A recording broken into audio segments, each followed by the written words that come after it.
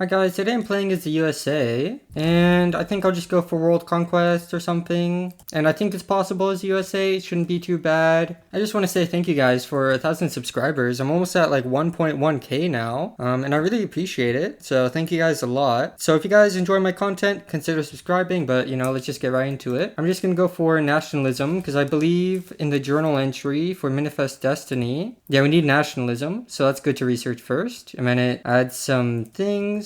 And the last time I played a great power was for my GB High Infamy by like, what was it, 1845 or something? My small little guide. And then I played as Prussia, went High Infamy and like within very quickly or something. But other than that, all my runs have been pretty much unrecognized powers, like the Indian Territory. I did a Bagirmi run, played Persia, I played Frankfurt and Hohenzollern, but never great powers. So this is gonna be very, very easy for me. And I can't remember the last time I played USA. Must have been even before I started YouTube or anything. I think pretty much for the whole game, we're going to want to build up New York and Pennsylvania as our two main states. Pennsylvania has a lot of coal and iron potential, and New York has some iron and logging and whatever. So we'll just start with Pennsylvania, build it up. I think we can fully build the construction sectors. We can raise our taxes a little bit, and we'll just do the decrees we want. Lower government wages, increase university thing. Looks like we can also incorporate some states, colonize, and that should be good.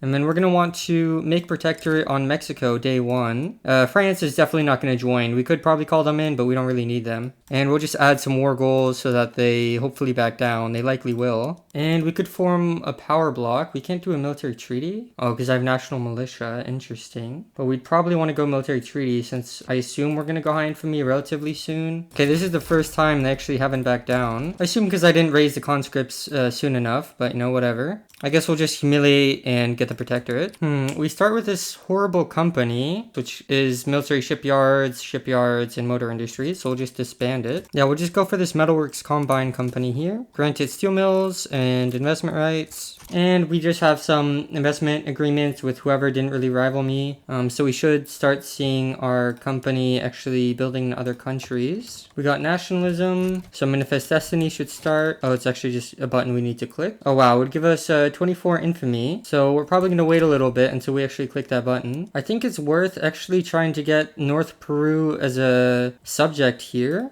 And they decline, but that's fine. Okay, they back down, so we got North Peru. And in this Chilean-Argentinian war, they're going to liberate South Peru and this kind of unrecognized country here. And whenever they get independent, they will join North Peru. There we go. We can see South Peru and this other nation is independent. And they should just join North Peru. There we go. So we just got some extra land for free. We got another company slot, so we'll do the Metals Inc. company. Granted industry rights to coal mines and investment rights. I think we can now click this button. I'm not sure what it's going to do, but we'll be under 50 infamy, so it should be fine. Mexican secession, or session. Frontier wars, interesting. Alright, we got professional army, so we can do our military treaty now. We'll go aggressive coordination. It's going to hurt relations with people, but like whatever. And now that we are professional army, we can actually build it up a bit. Alright, and we can go laissez-faire, which will be pretty good. It'll increase our reinvestment because the capitalists will contribute more. So the loan interest rate's really good, so that would be really nice. Looks like France is having a rev. We'll just not get involved. Considering everyone is going to side with the rev here. Oh my god.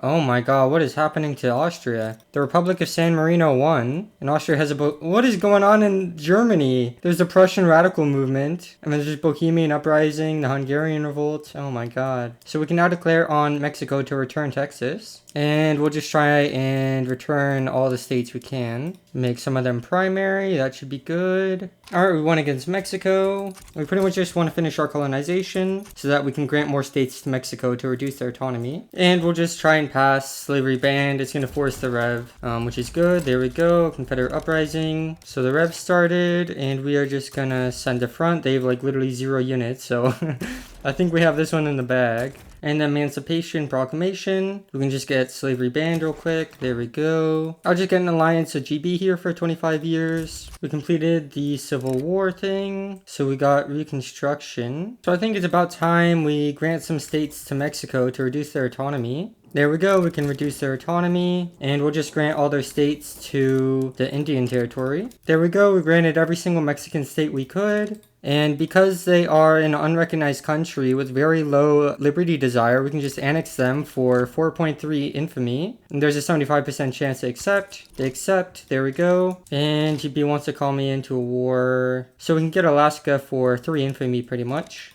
We can have our first principal. I'm actually just going to go for colonial offices. Try to get colonial offices 3 for the infamy reduction. And we'll just go for Siamese protectorate here. We'll get civilizing mission in 5 years. And then we should get colonial offices 3 in roughly 5 years as well. Alright, well, we'll just go in on Dynam here for 15 infamy. Alright, well, I'm building to 1.2k battalions. And the goal here is to go high infamy pretty soon, probably before 1860. I don't think our economy can really handle it much, but we'll see. I honestly should try to keep Dixie as primary culture and get Afro-American as primary culture, but like whatever, you know. It is what it is. I think I'm just going to try and conquer this one state real quick, so that I'll have easy access into Italy and Austria. Alright, Russia sides against me, that's fine. I'll just call in GB. And I'll conquer Litva for land connection to Prussia. And I'll conquer Dobruja for land connection to the Ottomans. And we can peace out Russia. We got our 2 states. I guess the best strat right now, since I'm still waiting for a lot of my battalions to be made, is just start expanding into wherever is cheap infamy. So I'll just expand into Ethiopia for now.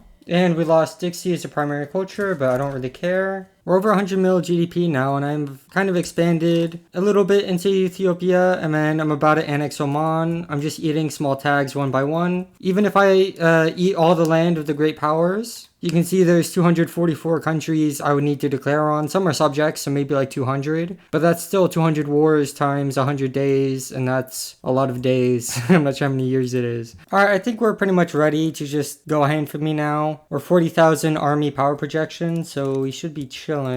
And I guess our first target will just be Prussia here. So we'll just declare for Brandenburg. Belgium sides against us. So I'll just conquer Belgium. And currently GB owes us an obligation for 3 years. Italy owes us an obligation for 8 years, so neither of them can side against us. And while we're doing our high infamy, we're of course going to be declaring on nations throughout because of the 100-day timer. So we always want to be in the process of a diplomatic play. So I'm kind of in a big war right now. I declared on Hanover, and France, Russia, and Austria joined against me. But I should probably still be able to win, I think. Looks like I've eaten quite a bit of nations. There's only 213 nations existing now, so we're definitely getting there. Nice, we're 100 mil population, 224 million GDP, and this is what we're looking like right now in Europe. A little bit cursed with a lot of border war, but you know, it is what it is. We have quite a bit of Africa. I haven't been expanding in the New World at all. I think I'll leave that pretty much for last. So I guess I'll just declare on home counties here. Alright, so this war will be really big. We're going to get India, Canada, the 3 subjects. And then we're going to take 3 states in England. And we have a lot of defensive armies, so we can just hold in Canada and naval invade for England. And looks like no one sided with them, so it should be pretty easy, I think. Yeah, we're wrecking their navy. Oh my god. It was like 80 offense to 20 defense, and here we're wrecking them as well, like twice as high of defense to their offense. Alright, and we won against GB here. They're going to capitulate out. There we go. So we're looking pretty good. We're probably getting quite a bit more mandate now. Yeah, quite a bit. And if we just look at power block, we can see pretty much wherever we are. Like a portion of Africa, some of Asia, and most of North America. It's moments like these where I wish there was a search function or something. Because like, what is this, bruh? I really have to look through all these states for the things I want. What is this? Alright, well it's 1880, and this is what the world's looking like right now. Probably easier to show in my power block, but we own substantial amount of Europe, some more of Africa. I took a big bite out of China. We're 500 mil GDP, 300 million population, of which half of them are like radical, but that's fine. And I think I'll just do updates like every 10 years or something. So I'll see you back in 1890 probably. Alright guys, just a little update. This is what the world is looking like right now. We are owning more and more of the world. We're owning a lot of Europe, a lot of Asia, a lot of Africa. We're just expanding into every continent. We hit 1 billion GDP. We're 700 million population. Not much to say. I guess I'll give you another update in 10 years. Alright guys, it's the year 1900 and the world's looking a lot more blue, a lot more American. If I just make it look pretty, this is what we directly control or have like puppets of. Pretty much most of the world. I'd say like a solid 80 to 90% of it. And if we look at the power block, we own even more of the world because I have nations like Russia and the Ottomans as protectorates. There was this Indian rev, so I did lose a lot of these countries in my power block. So I have to declare more on them individually, which is kind of annoying.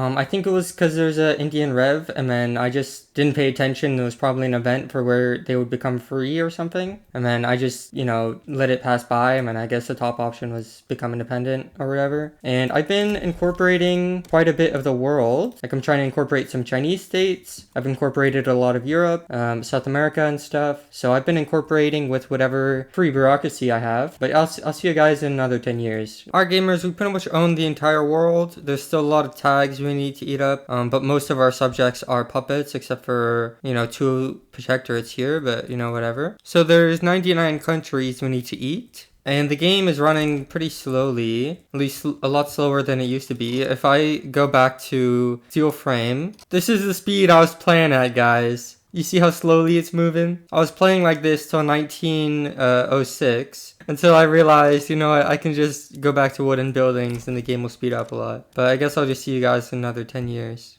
Alright, it's 1920 and this is what the world's looking like now. You can see we cleaned up our borders with our subjects. There's just some Indian states and then Sikkim as well. And then some European countries. And then I think that's all there is. We're not going to be able to get a 1 tag, and I'll explain that at the end of the video. But we'll definitely be able to get a world conquest. There's only 31 countries left, and we have like 16 more years. So that gives us enough time to conquer the whole world, even with the 100-day timer, which is really annoying. Oh, I did want to say, the way I annex my subjects is, I can't really show it now, but I would basically grant land until they were 0 liberty desire. And then there would be a 20 to 50% chance they would accept, and then I would just send a demand. If they declined, I'd go back a save, and I would go past 1 day. I did 2 there, but you get the point. I'd try again. They'd have the 50 or 20% success chance. And then if they said no, I would load back and then go to like another day. I did 2 again, but then I would demand again. And then hopefully they would accept. And I just keep repeating until that happened. For I believe 37 different countries I did it. So that took a solid hour or 2. But yeah, we'll just get to the end of the video. Alright, with this war, there should be only 3 countries existing and it's about to end.